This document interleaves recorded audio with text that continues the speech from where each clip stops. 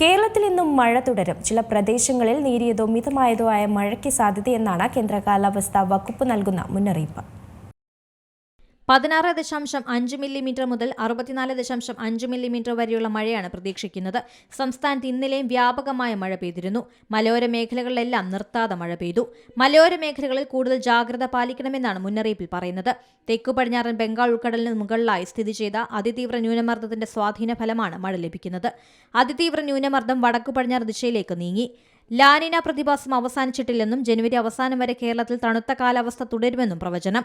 തെക്കൻ തമിഴ്നാട് തീരം, കന്യാകുമാരി പ്രദേശം എന്നിവിടങ്ങളിൽ മണിക്കൂറിൽ 35 മുതൽ 45 കിലോമീറ്റർ വരെയും ചില അവസരങ്ങളിൽ മണിക്കൂറിൽ 55 കിലോമീറ്റർ വരെയും ശക്തമായ കാറ്റിനും മോശം കാലാവസ്ഥയ്ക്കും സാധ്യതയുണ്ട്. News desk C Malayalam news.